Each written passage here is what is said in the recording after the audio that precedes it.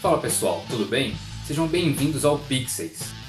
Aqui no canal eu vou falar sobre várias coisas como séries, filmes, quadrinhos, curiosidades, games ou assuntos que podem englobar tudo isso ou algo desse tipo. Diversos assuntos que nos encantam com esses pequenos quadrados mágicos, os pixels. E para começar, o assunto de estreia é bem sobre eles, os pixels. Pixel, como é mais conhecido, é o menor ponto em uma imagem digital, que pode receber a cor vermelha, verde ou azul. E o nome, no plural, é pixels. Mas eu gostaria de algo mais particular assim, então eu aderiria ao nome no plural, porém em português, seria pixels. Tanto pixels ou pixels é correto, assim como falar hot dog ou cachorro quente. Os dois estão corretos, mas não é sobre isso que o vídeo de hoje se trata, do nome, do porquê o nome do canal se chama Pixels. Que mesmo não tendo pixels em sua forma impressa, existe pixels em sua forma digital. Porém é sobre a forma impressa que o tema de hoje se inicia, a origem dos quadrinhos como conhecemos hoje.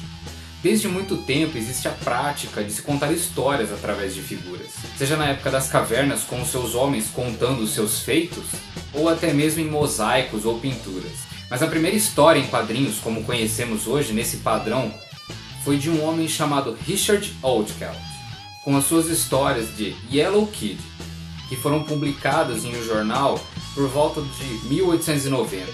Era provavelmente um menino asiático que sempre usava um tipo de um vestido amarelo, que ao longo de sua roupa trazia diversas expressões, falas que mudavam de quadrinho para quadrinho. O menino amarelo durou 10 anos nos jornais e depois saiu de circulação. Não antes de alcançar a conquista de ter uma revista em quadrinhos sua. 3 anos antes do menino perder a sua fama, ele ganhou uma edição de uma revista com 196 páginas, porém em preto e branco. Assim, alguns quadrinhos começaram a ficar famosos.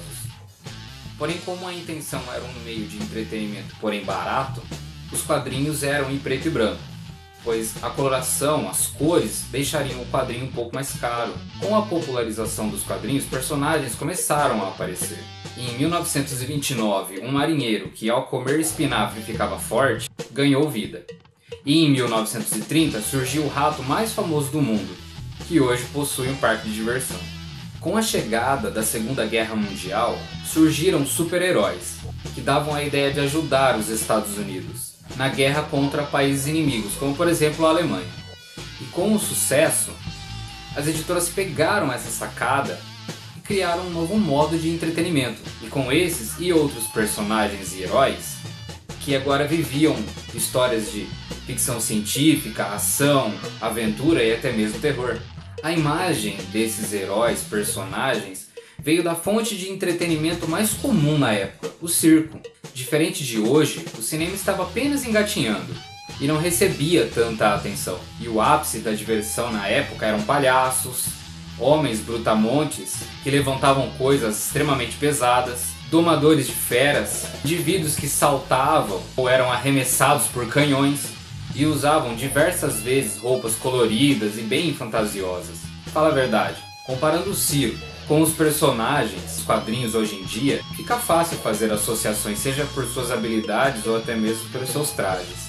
A primeira edição que os Vingadores são nomeados com esse título possui inclusive um momento em que um tal de Hulk está sendo caçado e se disfarça, tenta se passar despercebido como uma atração desse circo. E com o crescimento da fama desses mocinhos e vilões que se enfrentavam, foi então dado o pontapé inicial para uma nova fase para esses.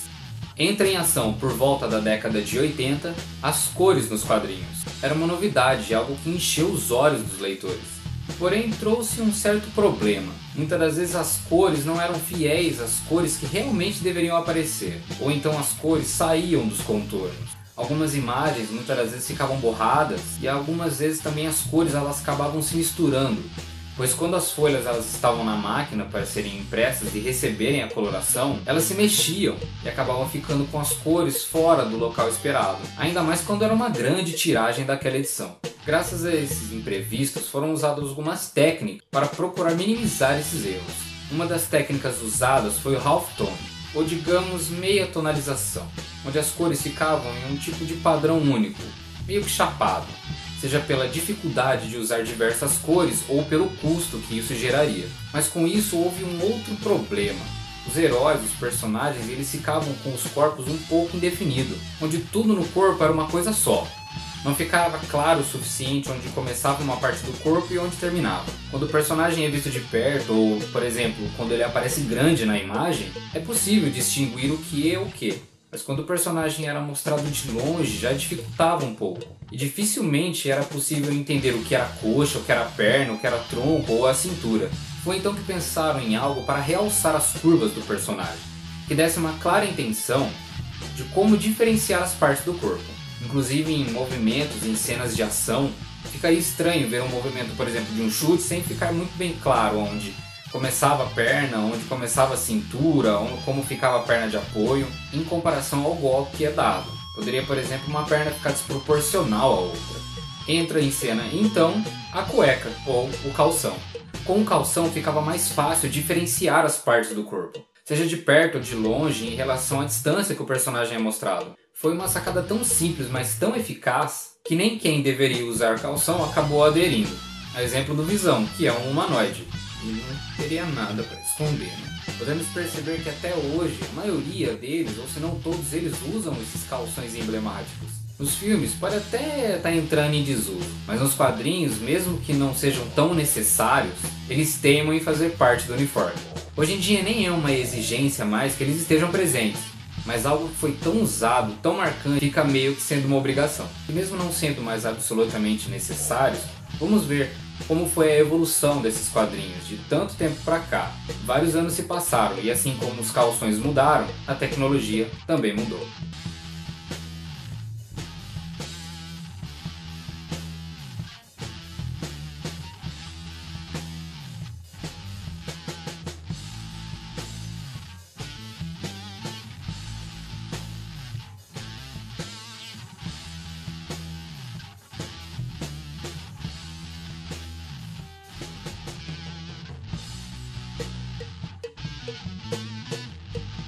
Bom galera, o que eu tinha para trazer para vocês hoje é isso. Espero que tenham gostado desse vídeo de inauguração do canal. Se você gostou, clique no botãozinho gostei e clique também no botãozinho inscrever-se para você não perder nenhum vídeo que vai sair daqui pra frente. Tenho certeza que você que viu o vídeo até agora vai gostar bastante do que vai aparecer por aqui, onde eu, como eu já disse, eu vou falar sobre séries, filmes, quadrinhos, games, curiosidades, enfim, várias coisas que eu tenho certeza que você vai gostar. Muito obrigado por ter assistido esse vídeo e fui!